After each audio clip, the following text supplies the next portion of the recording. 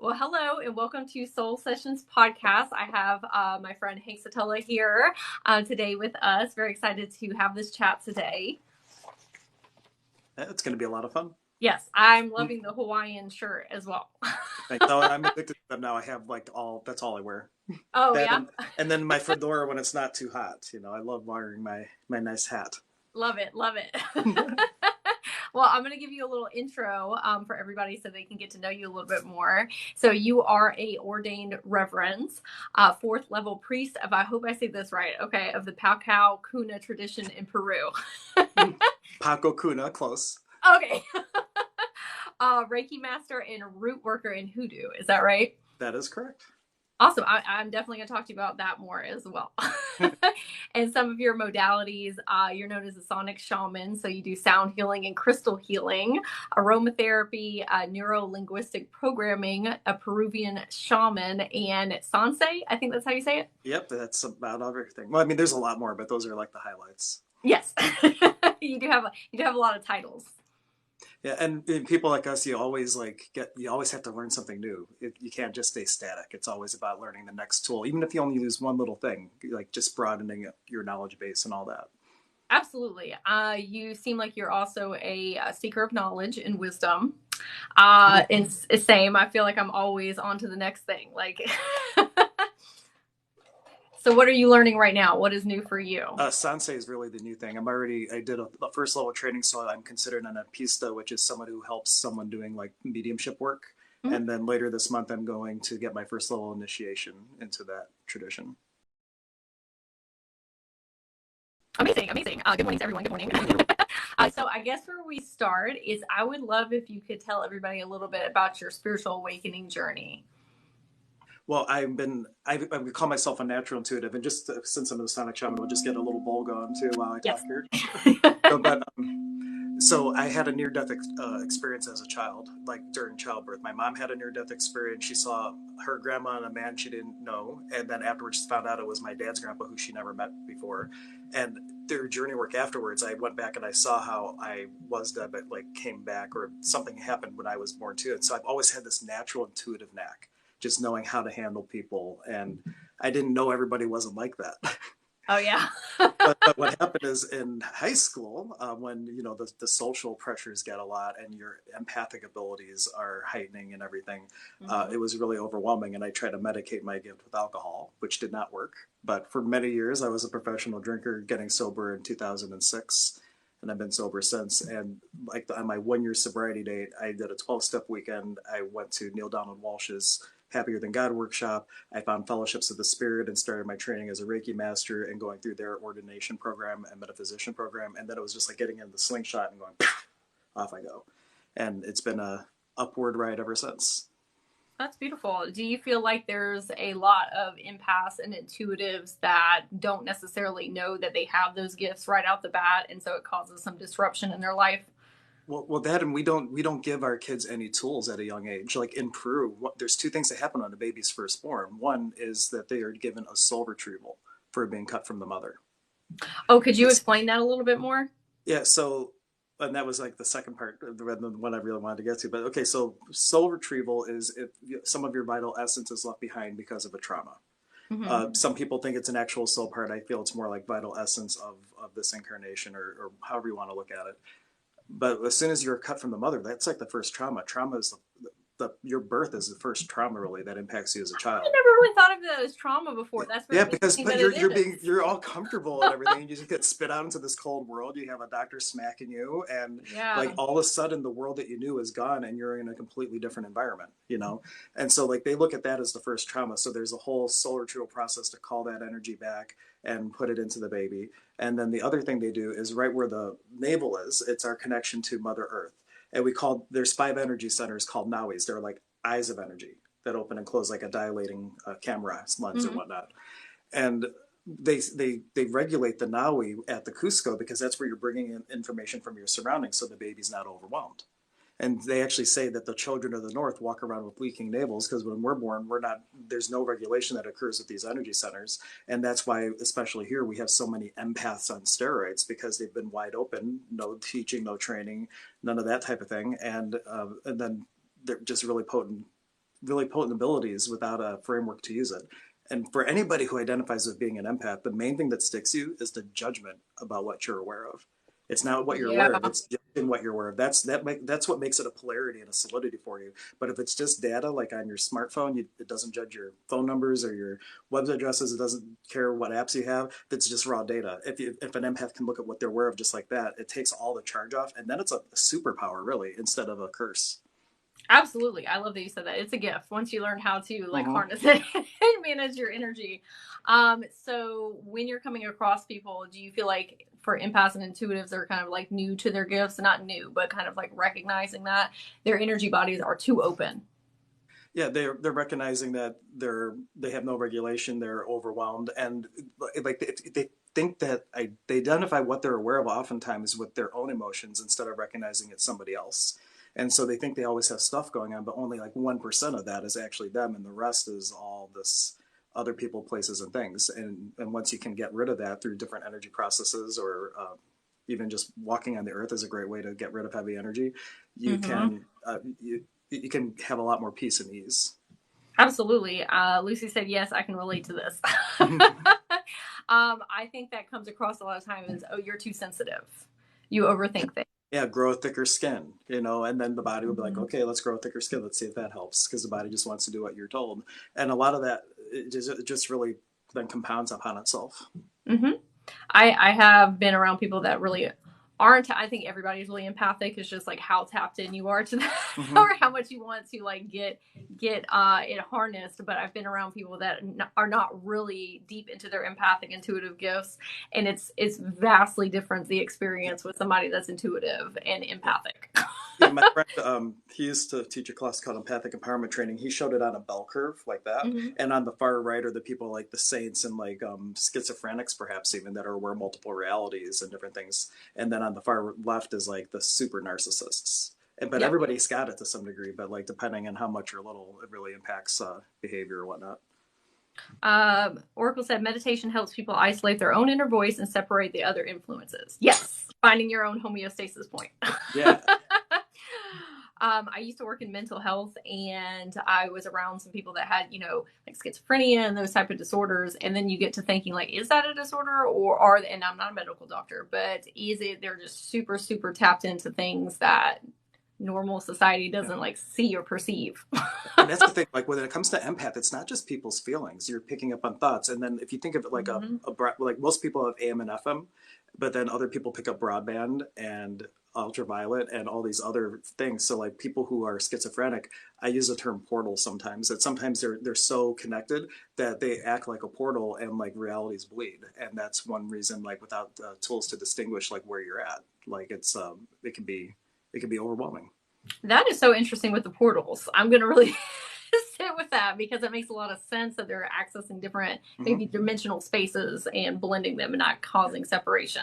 That also applies to like people who always have ghost stuff going on. They may be a portal and things are coming through, and then they're like, oh, I'll hang out here. This person can sense me. That's kind of cool. And so you'll find people like having all kinds of entities and things, and it's like learning that the portal's being a gift too, because they have the capacity to like have spirits move on too.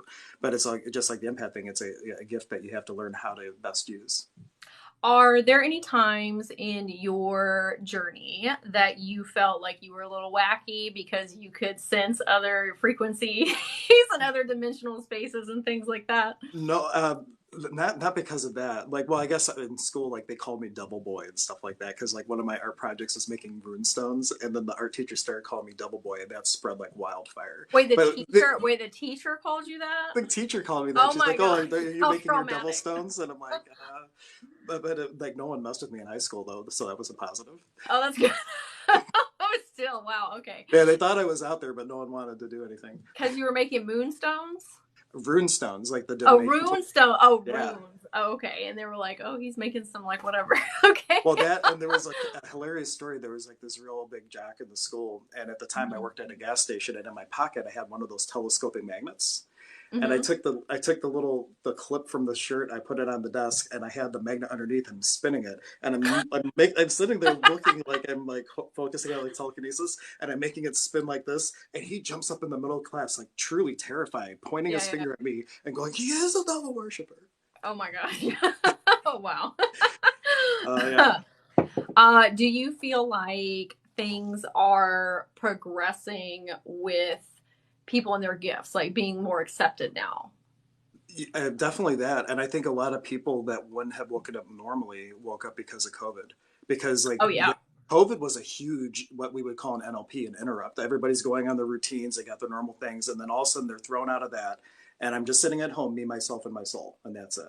And with taken out of all that rhythmic, monotony, all of a sudden they're like, oh, we don't know what there is, but there's something. Because I noticed at the metaphysical shop that I work that I'm affiliated with, they were like tripled in business. And then one of my rock suppliers, wholesale suppliers, they used to have like 3 employees and that was it. And now they had like 20 employees and they're constantly running around shipping out orders all around the country. Their business like quintupled. And so like people just woke up and they just started seeking. They may not know what exactly they're seeking yet, but there's like this huge movement right now.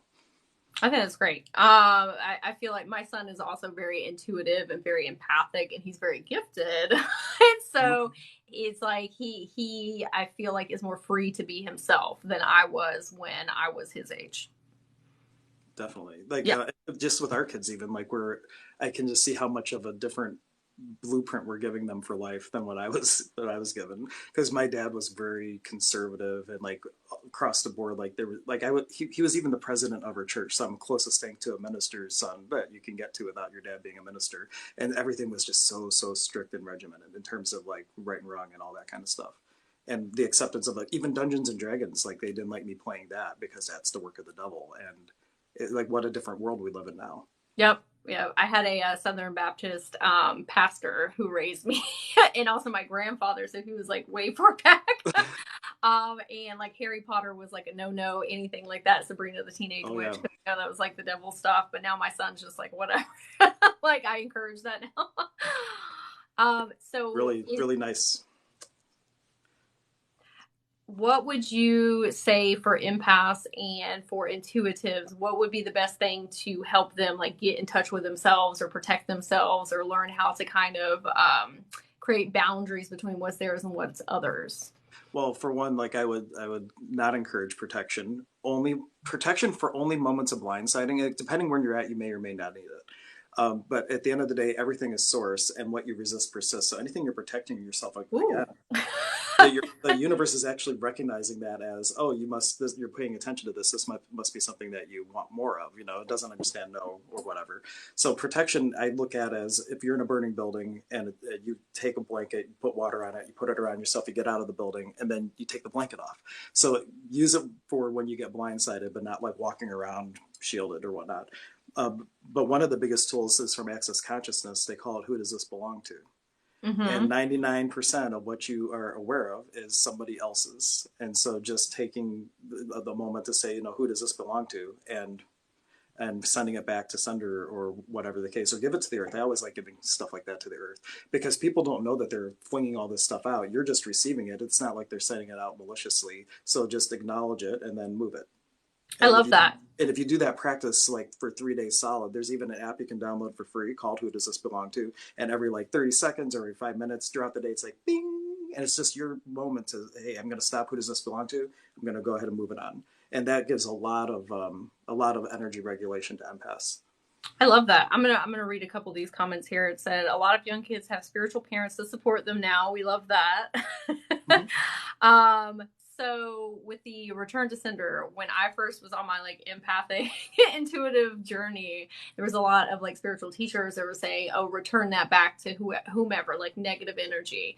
And then when I got further into it, I was like, I don't want to send that out because it's coming, like we're all source. So it's coming right back to me. So let's transmute that. And like you said, ask the earth to take it.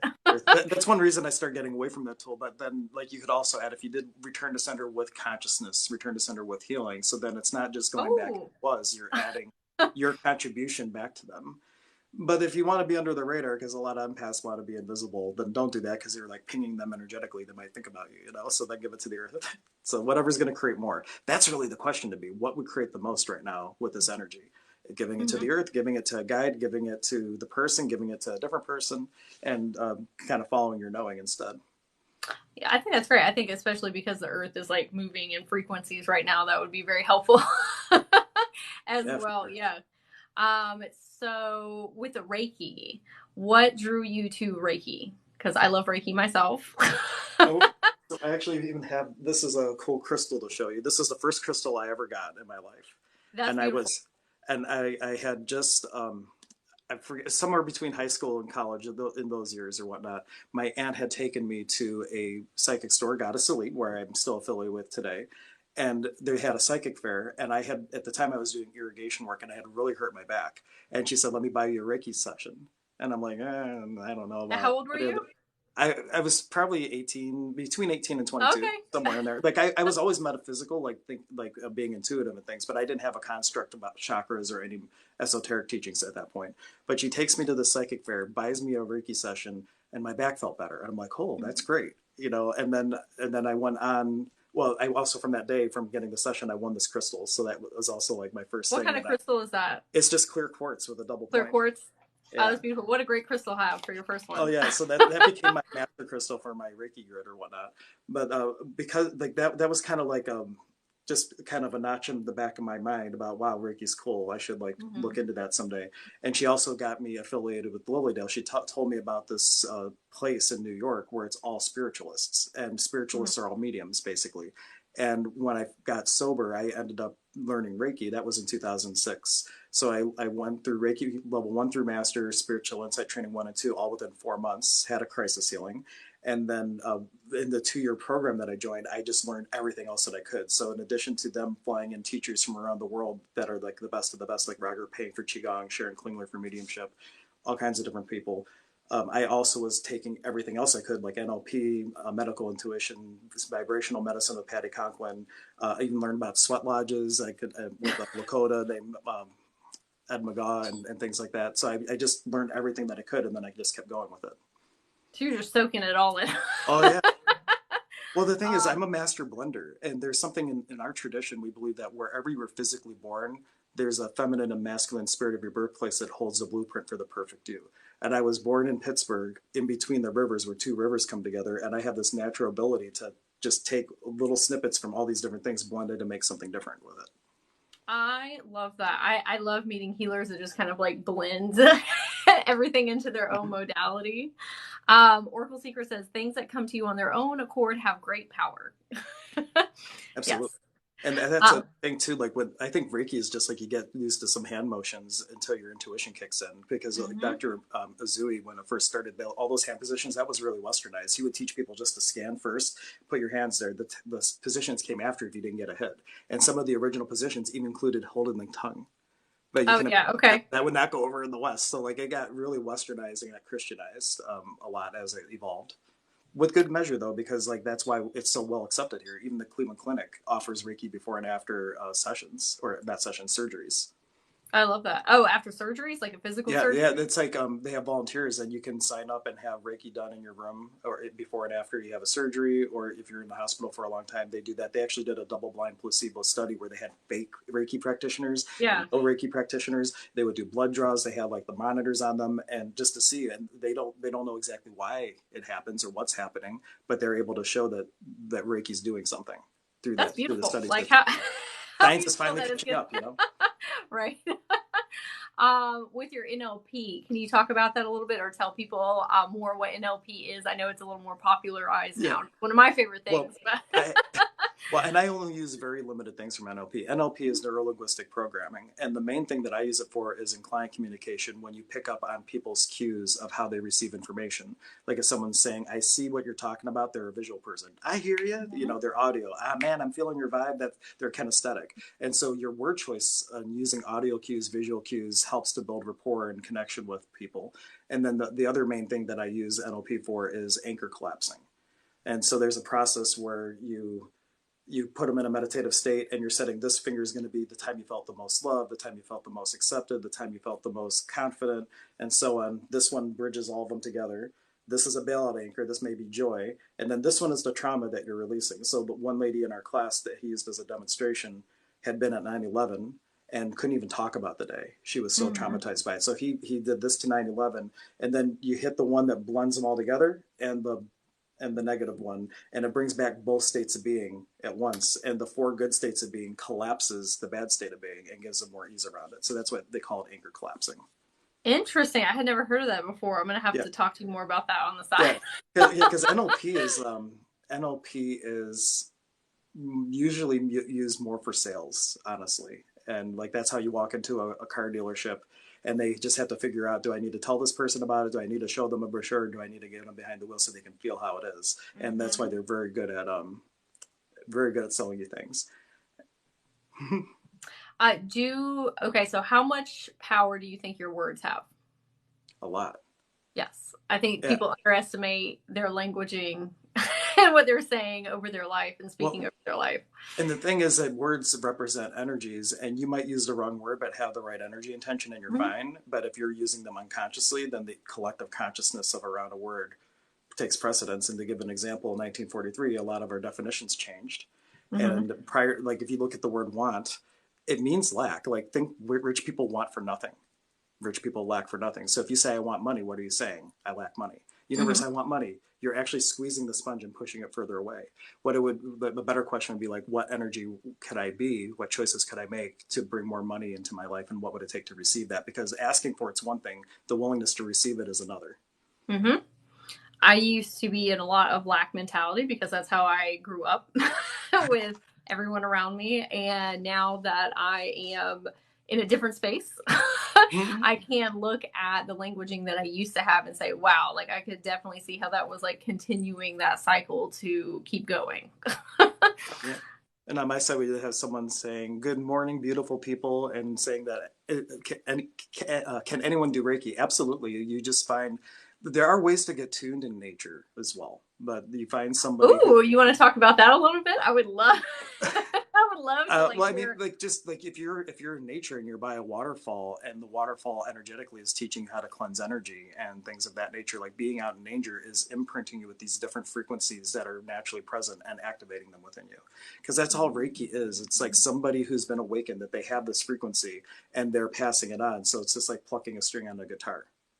Or I had an example from my high school choir class where the lady, she had one of those little note checkers, so everybody hits the same note when they start talking or singing rather. And so we were all singing the same note for over and over again, maybe 5 minutes. And when she gave us the sign to stop, we were quiet, but we heard the note we were singing. The piano had started to resonate at the same note that we were singing.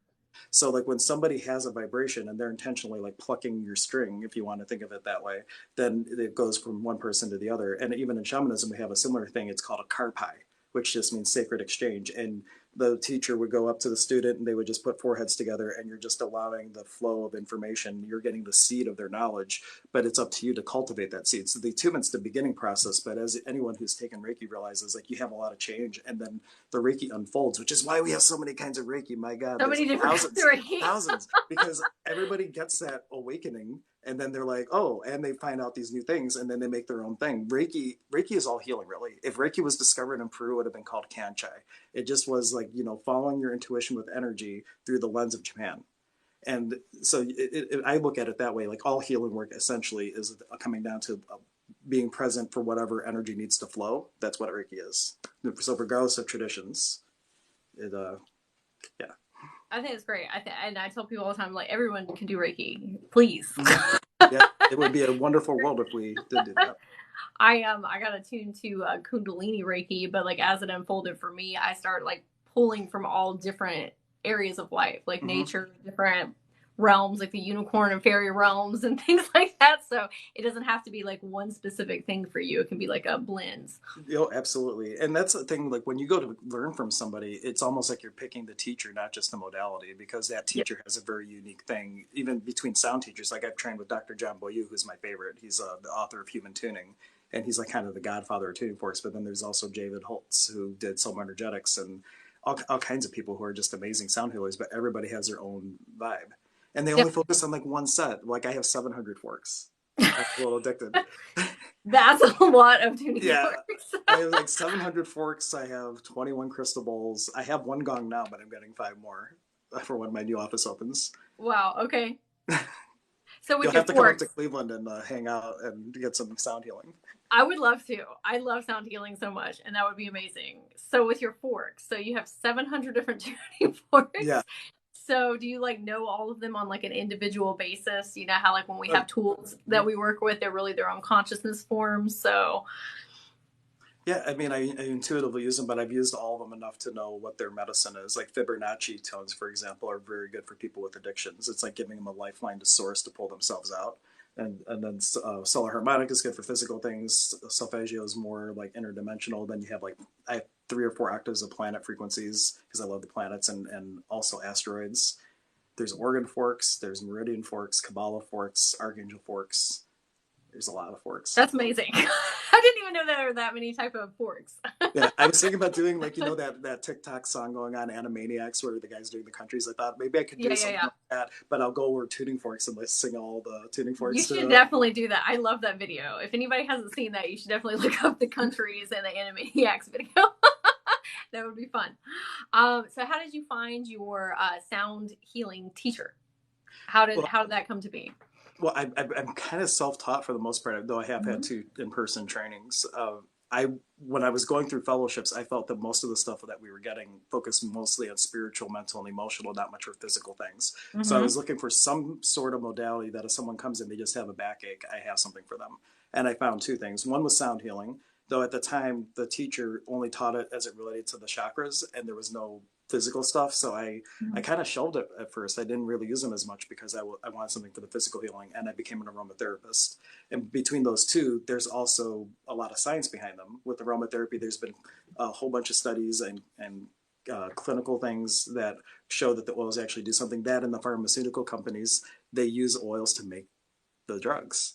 Like cough suppressant comes from oils and all kinds of different things. And then I found from Dr. John Bouyu the science behind the sound, where it talks about like if you have a healthy or unhealthy organ, if you have the frequency of a healthy organ and send it through the body, it helps that organ come into sympathetic resonance and heal. And so like that was part of the science behind it. And then acoustic levitation, you'll love this. So that sounds interesting. So like if every time a sound wave crosses, it creates a node, which is a still point. And in that still point, one's subject to harmonics. Like if you could float water, literally, they do this in laboratories where they have the sound waves going and they just put a drop of water and it's just floating there in the node of the still point with the frequency going. Then they subject it to harmonics and the water will start to spin 2-pointed star, 3-pointed star, 10-pointed star, 12-pointed star. So it's like sound healing causes sacred geometry in the water molecules of your body. That's amazing. And so it's bridging from like, you can talk about resonance and things like that, and that's like scientific, but now like when you talk about the acoustic levitation part, it's starting to bridge into metaphysics because that's where we have like the interdimensional healings and past life stuff going on and healing the energy centers, and it really bridges all into this unseen world. You're really healing like the cells and everything like in your physical body, not only like soul and energy, but physical, completely changing the restructuring of your system. Oracle Secrets asks, are you starting a fork store? No, I do. I have a web store. holistichealthandhealing.net is my web store where I sell aromatherapy and tuning forks. And I'm a Metavibe distributor. Metavibe is made in the United States. They're out of Chicago. And so everything is made. And then the forks are all 99.9% aluminum. And they have these really long handles. That's one reason I love Metavibe. Some fork manufacturers, the handles are like this big. But you have these long ones. You can put an O-ring on it if you want. So you have like, could use it as a pendulum. So they're just a much nicer fork, in my opinion. I am a little biased since I saw that. So is Metavibe the maker of the tuning forks? Correct, yes. Okay, gotcha. Can you talk about your shamanism a little bit? Yeah, so I practice. And hoodoo. I would love to hear about both of those. Well, and they blend really well together. So like I do the Paco Cuna tradition of Peru. This is my Misha, which is like a medicine bundle with different stones in it. And basically, just to clarify too, the word shaman refers to one particular tribe in the Siberian region of Russia, the Tungus tribe. And anthropologists when they were doing their thing, they basically said, well, all native traditions are going to just roll up under this one term, shamanism. So today it's an umbrella word. And with neo-shamanism, there's people that have, like, they're working with nature, they're calling themselves a shaman, but they haven't had any sort of lineage training. So like if someone says they're a shaman, it's like important. Well, ask questions. Well, what is your lineage? What is your tradition? And not to say that neo-shamanism is any lesser than, you just want to know what you're getting if you're looking for a shaman or whatnot. Paco means nature mystic, and the tradition that I practice specifically, it's called Katari, which means like your unique voice in this world, or the winged serpent, depending on the translation. And the tradition it's a blending of the Kara tradition from way up in the mountains, where when the Spanish were in, the altitude was so high they could not go up and conquer those people. They just left them alone. Okay. Because they were so high up, they just couldn't go. And so like the Inkari tradition, the royal tradition of what I practice, was saved up in the mountains and was discovered by Don Humberto, I forget his last name. He was in Cusco and saw somebody with these cloths that they haven't been woven like this for like hundreds of years. Where are you from? And found these collections of Indians that were living way up high in the mountains, and did an exhibition to go and talk to them, and that the knowledge started coming back down. And then we blended it with like the coastal traditions where there was a little bit more Spanish influence. So what I practice is cross-cultural. It's a whole bunch of Peruvian shamanism practiced together, but it's all Peruvian shamanism with lineages and that type of thing. Oh, that's beautiful. I love that. So how does that come across when you're healing someone? Like what aspects? Because I know you're saying that you work with the nature spirits a lot. Yeah. So like the main thing, well, one, all shamans kind of walk between worlds, and the idea is you meet the person where they're at. So they're coming in, and you might be dealing with someone with this more third level where they're believing in good and evil, or fourth level where they understand that on the grand scheme of things, there's not good and evil. There's just these polarities and different things. And depending where they're at, like someone that's really stuck in fear, I might do hoodoo for them, and I might make them a mojo bag and give them a talisman to take out to kind of hold the space. Someone who's fourth level wouldn't need that. So you really cater and meet people where they're at to customize it. And the one thing I do with clients the first time, every time, are two things. One, call in the spirits of their birthplace, their Itapu and their Pacarina, because that holds the blueprint for the perfected them. So the idea is, in order to get here, we had to forget who we are, and the blueprint of who we are, to kind of like the instruction manual to get back to yourself, is held outside of this reality. You're born. The moment the crown heads, you have the inspiration from your Wilka Nuna Cheska, which is your sacred soul star. And that's why identical twins could be different. They had different stars. Okay. So the body's the same, the spirit is different. Yep.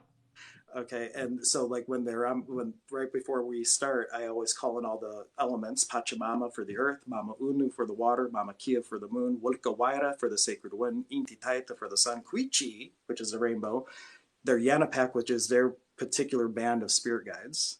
And then their Wilka Nuna Cheska, I go, Iya, Wilka Nuna Cheska, Muhukoya Kuichi Katari, which means first ray from my soul star, illuminate the divine seed within, allow rise to my unique voice or rainbow serpent. And so even if we do nothing else, I've given them the imprint that the things that don't belong in their life are going to start shimmying to the top a lot faster, because just like an attunement, we've given them this frequency. This is what the healthy you feels like. Where does not fit for you anymore. And then, working with them to step into their uniqueness more, because everybody has a medicine for this world, and that medicine is to be uniquely you. And that means you got to get over other people's judgments, and you got to get comfortable in your own skin. You got to feel. That was a big thing for me. I never was in my body because of childhood trauma, so I was like totally out. And, same. Being a space cadet. And then like last year, my one partner's working on me, and they're like, "Do you feel safe in your body?" I'm like, no, I never had realized that before. And then that whole process was like really healing the cellular memory, like where the body remembered the traumas. Like you could mentally get over stuff, but the trauma is still held in the body, and to release that through different energy techniques is a paramount importance. Beautiful. I have 3 questions for you. Okay, so when you say somebody's birthplace, like calling that in, are you talking about their birthplace in this incarnation? Yes. Okay, where they were physically born. Okay, where they're physically born. Okay. And we believe that parents are just the genetic donation, but more importantly, they were going to be in the right place at the right time for you to have the nature spirits that you're coming to have. Interesting. I'm going to call my own birthplace in next time I go into my records. That's very interesting. Okay. So my next question was the rainbow consciousness. Okay. You were talking about the elemental like spirits and then the sun and the moon. I've never really heard rainbows as a consciousness form. Quiche is the rainbow bridge if you think about it. Mm-hmm. And it represents, so on the mesa, it's kind of hard to describe. So at the north, you have the wind, you have the earth, you have the water, you have sun. Along this divine diagonal, they call it, would be Quiche, and it's the bridge of consciousness. Right here, we would have a piece on the mesa called the Nocani Inca, which is your embodiment piece. This is who you are. Okay. This represents going up into the divine. So you're going from the lower world to the middle world, where we're at right now in the center, and to the upper world. So Quiche represents rainbow, or a bridge. And if you know, like the symbol from Reiki, the Antakarana symbol, like that was a Sanskrit word also meaning bridge, and was the original reference to the Tower of Babel, like the bridge of consciousness. So like when we're talking Quiche, it's about the rainbow. And what that's really about is if you think of the ego as the prism of consciousness that allows to have an individual experience, right? Then you have all these different qualities of energy that you're working with, that you're learning how to use the skilled and the unskilled application of each of these energies. Once you have all those balanced, you're able to take that rainbow and bring it together to manifest that pure divinity on the physical plane. So your body, your soul is like the prism, and then it's by doing our inner work, our shadow work, our healing work, we're bringing it back together to be able to use all those energies very coherently for healing for the not just us but for everyone.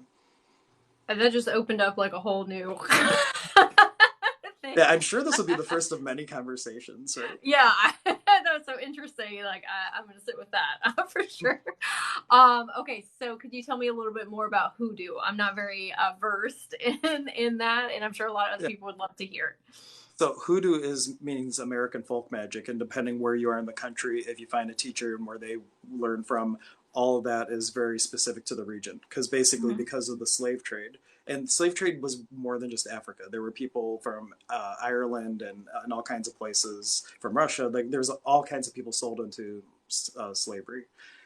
And when they hear and they don't have the herbs of their land anymore and things, the priests of all the different traditions, because there was all kinds of different influences in that trade, they put their knowledge together. And so there became a blending of the African tradition and the European tradition and the Indians, the Native American Indians. And it became a melting pot of knowledge. And so my particular hoodoo teacher, there's like, you learn how to do a consecration altar for magical works. You learn what all the herbs do.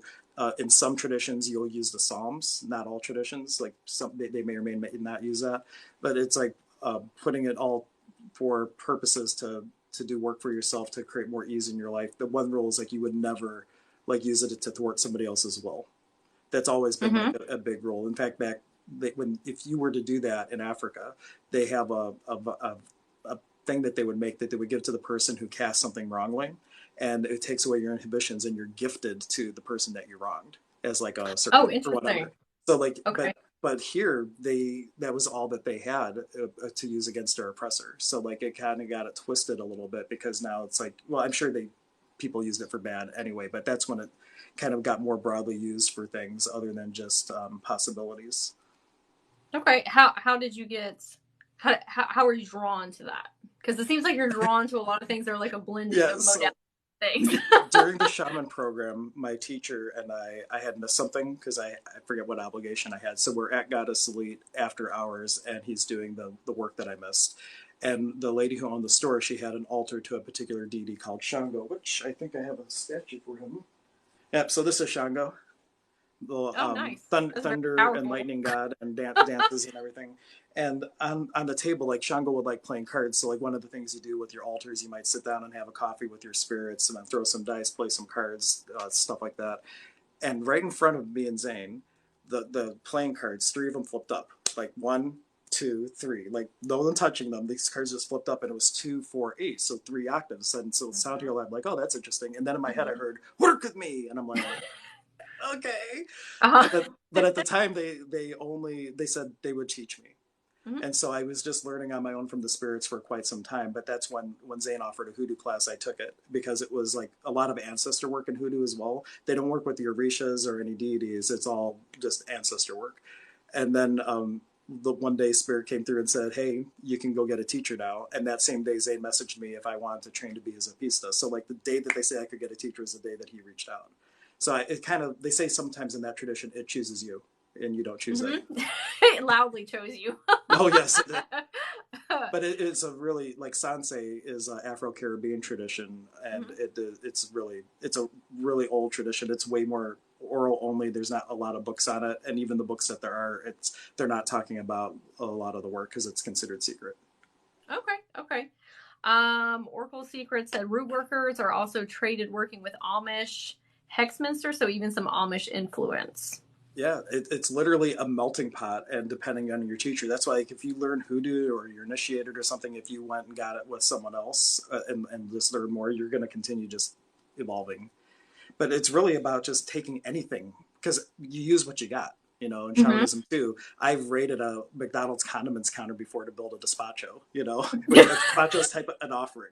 So okay. Like, I'm going to get some sugar packets. I'm going to get some of this. So ketchup, we could use that, you know, and you just use what you have. And the hoodoo is the same way. What ingredients do you have? And you would maybe have to talk to that plant. Hey, what can you do for me? Hey, I can help with, you know, with people's anxiety. Like what lavender does for me magically might do something different for you.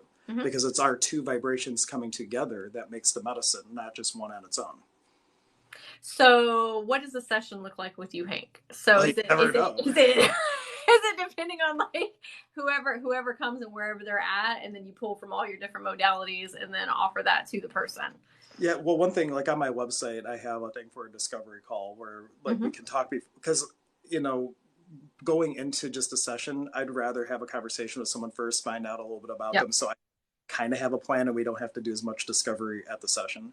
But like I said, I would normally do those 3 attunements. I normally would do like a general soul retrieval for whatever's ready to come back. And then I just start working energetically. Usually my target is to call in energies from each world. So the upper world, lower world, middle world, to balance the energy center. But once we get started, like it's almost half healing, half life coaching. So I might be working on them and talking about, okay, what happened at this age, what happened at that age. But if they have specific traumas, then we just go right for that to help reframe it and shift the energies for them. Beautiful.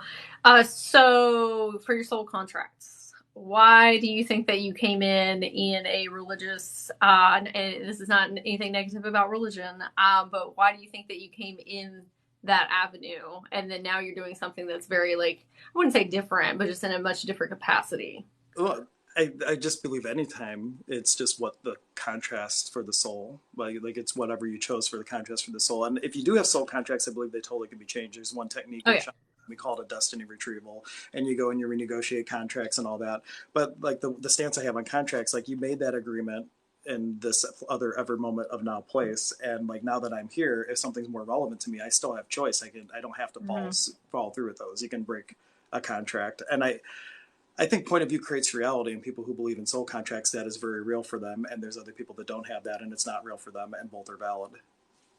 Agreed. And I always tell people, you can edit that stuff. You have free will over your own decisions. Yeah, and there's a clearing from access to that. Like it's like all the binding and unbinding contracts, agreements, vows, oaths, communities, fealties, all that. Destroy, revoke, recant, rescind, destroy, and uncreate it all.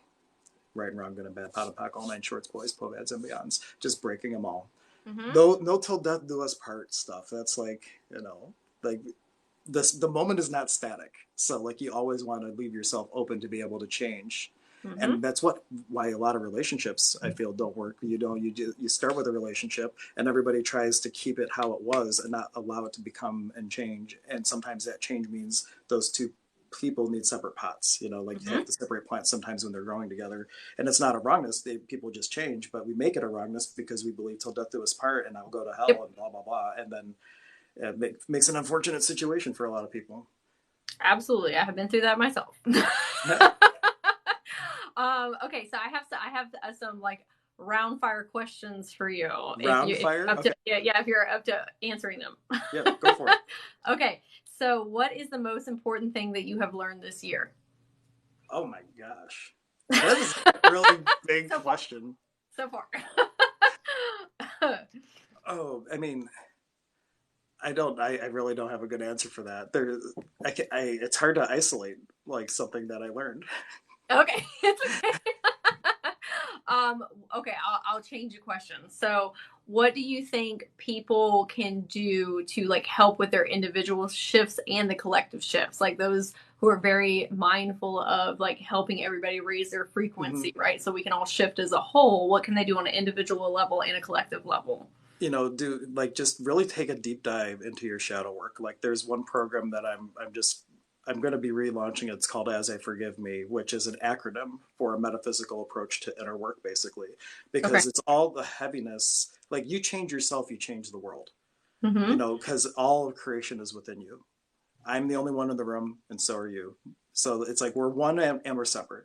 But if you can just start not fragmenting yourself and showing up for your own experience and recognizing that since I am everyone, the fastest way to change the world is to change me.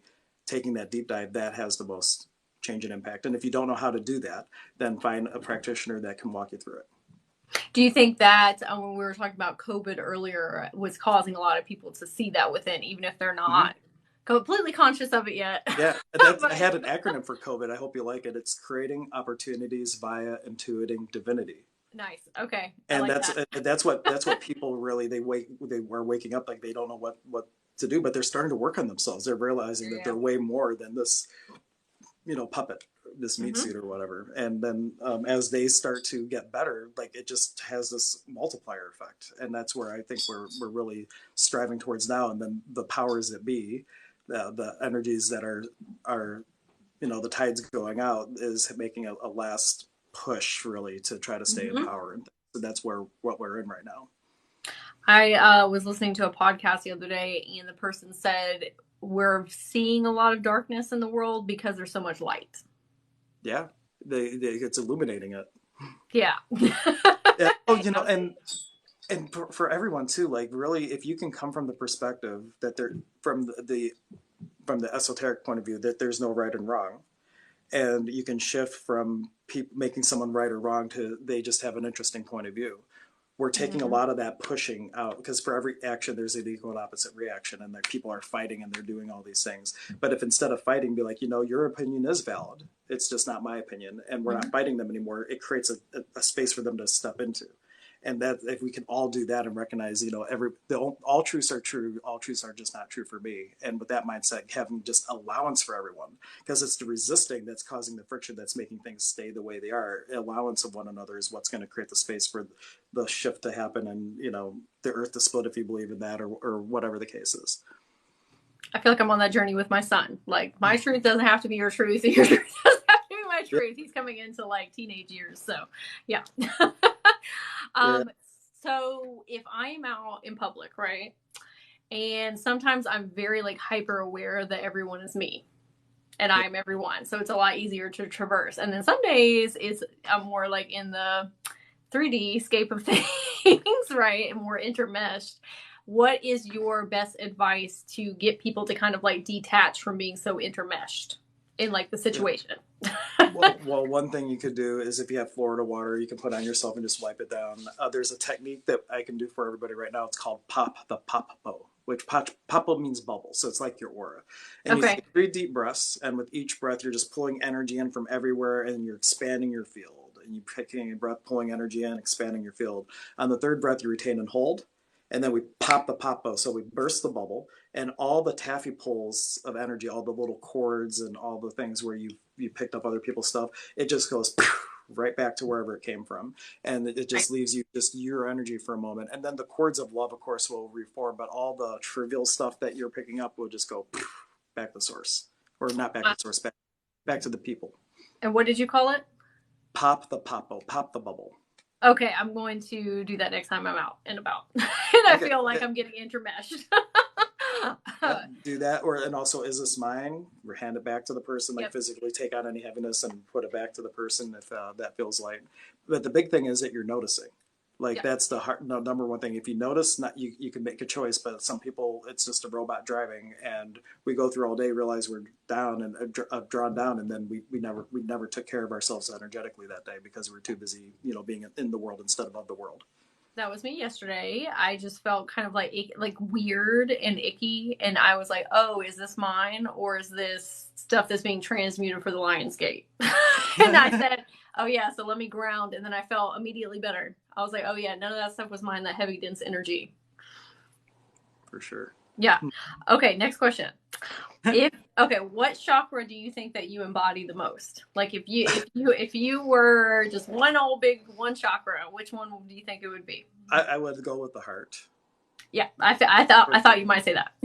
Yeah, and the heart too. Like we have the belief in shamanism. You are the earth, and the earth is you, and and you are the love and the space for people, and it's just a matter of refining your ability to hold that for people. I love that. I love it. What advice would you give your younger self? Any Stay the course. Self. It can be any moment. Yeah, like nice. Okay. Because I wouldn't change anything from my past, so that's a kind of a tricky question. Because like, what would I tell myself? Because I wouldn't want me to make a different choice that would take away from what, if anything. It's even starting early, like the timing was so perfect, getting sober and everything. That maybe I would just give myself a hug in a key moment when I wanted to be supportive. That wouldn't change anything, but would just give me a little comfort from a childhood wound. That is so sweet. I feel like sometimes, because I work with my younger versions a lot, like helping them heal through things that I feel like when I was younger, I could feel me now coming in to offer support. I fully believe, because time is an illusion, like all it is coordinates for time space to find specific aspects of consciousness, but it's not an actual linearity at all. Absolutely. It feels like that. The stream of conscious feels linear, but it's not. Okay, this one. Okay, so if there was a duel, okay, and we had Doctor Strange and we had Merlin the Wizard, who do you think would win that duel? Well, I'm not familiar with Doctor Strange, but I do like Merlin. Okay, I will go with Merlin. He's got lots of tricks. Go with Merlin. He does. He does. Okay, Hank. Where can everybody find you, and what do you have coming up? I don't have much coming up because I'm in between offices. Like back in March, I let go of my old center space, and it was my new place was supposed to be open March 1st, and it's still not open. So I'm hoping that by the end of the month, I'll actually be able to start having classes again. But my website is hanksetala.com. And my store site is holistichealthandhealing.net. Of course, here I am on TikTok, so please follow me there. And all that.